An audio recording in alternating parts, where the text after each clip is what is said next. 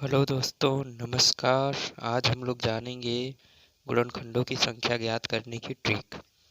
जैसे कि दोस्तों, गुणनखंडों की संख्या ज्ञात करने में तीन तरह के सवाल बनते हैं। पहला सवाल बनता है कि अभाज्य गुणनखंडों की संख्या ज्ञात कीजिए। दूसरे तरह का सवाल बनता है कि कुल गुणनखंडों की संख्या ज्ञात कीजिए। और तीसरे तरह का सवाल बनता है कि सम गुणनखंडों की संख्या ज्ञात कीजिए या विषम गुणनखंडों की संख्या ज्ञात कीजिए। तो सबसे पहले हम लोग ज्ञात करेंगे अभाज्य गुणनखंडों की संख्या। देखिए दोस्तों, अभाज्य संख्याएं क्या होती हैं। सबसे पहले हम लोग समझ लेते हैं कि अभाज्य संख्या क्या होती है। तो अभाज्य संख्या वे संख्याएं होती हैं जिनके अधिकतम अधिकतम जो है अधिकतम दो गुणनखंड हो। अधिकतम कितने गुणनखंड हो? दो गुणनखंड। जैसे दोस्तों, दो को ले लीजिए। दो दो के देखिए, एक और दो, दो गुणनखंड हो गए। तीन को ले लीजिए, तो तीन जो है एक से कटेगा और तीन से कटेगा। पाँच को ले लीजिए, देखिए पाँच जो है एक से कटेगा और पाँच से कटेगा। तो इसका कहने का मतलब है कि अधिकतम कितने गुणनखंड हो रहे हैं?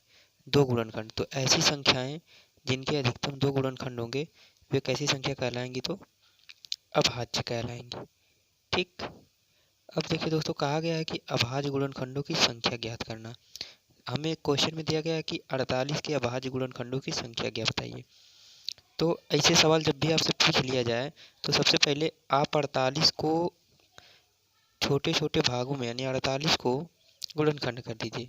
और गुणनखंड छोटी छोटी संख्या से करिएगा दोस्तों। जैसे दो से हो गया। अगर कोई संख्या चार से कटी तो उसे चार से मत काटिए, क्योंकि चार अभाज्य नहीं है। दो से काटिए, क्योंकि दो अभाज्य है। जैसे 48 का गुणनखंड करना, दो से भाग किस में करिए? दो। तो कितना होगा दोस्तों? 24। फिर दो से भाग करेंगे तो ये कितना आ जाएगा? 12। फिर दो से भाग करेंगे तो ये कितना हो जाएगा? 6। फिर दो से भाग करेंगे तो ये कितना हो जाएगा? 3। और फिर तीन से भाग करेंगे तो कितना आएगा? 1। यानी कि हम 48 को लिख सकते हैं। 48 बराबर हम लिख सकते हैं दो। और दो कितनी बार आया है? 1 2 3 4। यानी 2 की पावर 4 और गुणा में 3 की पावर 1। अब दोस्तों, हमें बताना है 48 के अभाज्य गुणनखंडों की संख्या। तो जब हम इसे 48 के गुणनखंड अलग अलग कर लेंगे तो इसे गुणनखंडों की संख्या कितनी होगी? तो जो इन अभाज्य गुणनखंडों के ऊपर जो घात लगी है, इन्हीं घातों को आपस में जोड़ लीजिए। यानी 4 और प्लस में 1 बराबर कितना आएगा दोस्तों? 5। तो 48 के अभाज्य गुणनखंडों की संख्या कितनी होगी? तो 5। तो इस प्रकार से हम अभाज्य गुणनखंडों की संख्या ज्ञात करते हैं। चलिए दोस्तों, अगला क्वेश्चन देख लिया जाए।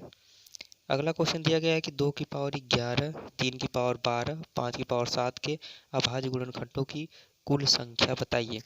जैसा कि आप दोस्तों देख रहे हैं कि 2 हुआ, 3 हुआ, 5 हुआ, ये कैसी संख्याएं? तो अभाज्य संख्याएं हैं। तो आप लिख लीजिए 2 की पावर 11 गुणा में 3 की पावर 12 गुणा में 5 की पावर 7। जो ऊपर लिखा रहता है ये घात होती है दोस्तों, और ये होती है आधार संख्या। तो दो आधार की संख्याएं हैं, यही तो हमें अभाज्य चाहिए। और देखिए 2 हुआ, 3 हुआ, 5 हुआ, कैसी संख्याएं? तो अभाज्य संख्याएं। इसका मतलब इनकी घातों को आपस में जोड़ लें, यही अभाज्य गुणनखंडों की संख्या होगी। तो अभाज्य गुणनखंड की संख्या कितनी हो जाएगी दोस्तों? 11 प्लस 12 और प्लस में 7। और इस प्रकार से दोस्तों हमारा टोटल आ जाएगा 30। तो अभाज्य गुणनखंडों की संख्या कितनी आएगी? 30। चलिए दोस्तों, अगला सवाल ऐसे ही देख लेते हैं। अगले सवाल में लिखा गया है कि 19 की पावर 11 गुणे 10 की पावर 11 गुणे 17 की पावर 22 गुणे 27 की पावर 11। तो दिया गया है दोस्तों 19 की पावर में 11 गुणे 10 की पावर में 11 गुणा में 17 की पावर में 22 और गुणा में 27 की पावर में 11। तो देखिए दोस्तों, जो संख्या अभाज्य है उसे तो ऐसे ही रहने दीजिए। जैसे 19 की पावर 11 अभाज्य है, रहने दीजिए। इसका देखिए बेस में 17 अभाज्य है, तो ऐसे ही रहने दीजिए।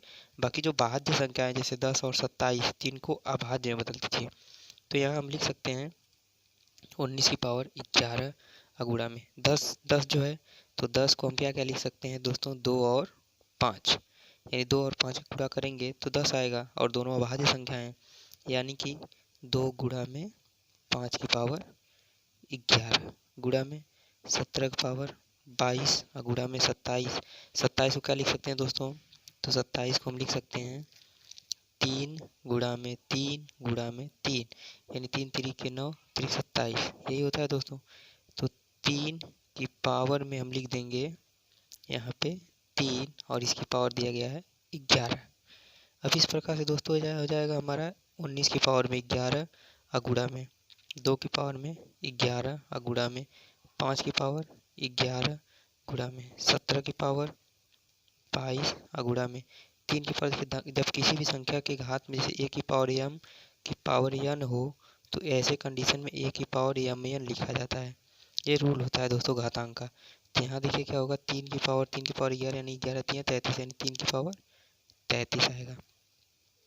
अब हमें गुणनखंडों की संख्या पता नहीं है, तो गुणनखंडों की संख्या में 11 प्लस 11 प्लस 11 प्लस 22 आप प्लस में 33 और हम सभी को जोड़ लेंगे तो देखिए दोस्तों 11 11 11 33 और 33 66 और 66 में अगर हम 22 जोड़ेंगे तो आ जाएगा 88। तो इस प्रकार से दोस्तों आप बड़े ही आसानी से गुणनखंडों की संख्या निकाल पा रहे हैं। तो इस तरह से निकाला जाता है अभाज्य गुणनखंडों की संख्या। धन्यवाद दोस्तों। ऐसे ही मज़ेदार वीडियो पाने के लिए आप हमारे चैनल को सब्सक्राइब करें और हमसे जुड़े रहें। इसका अगला पार्ट यानी कुल गुणनखंडों की संख्या बहुत ही जल्द मैं लेकर आपके सामने आऊँगा। इस वीडियो को ज़्यादा से ज़्यादा लाइक और शेयर करें दोस्तों। धन्यवाद।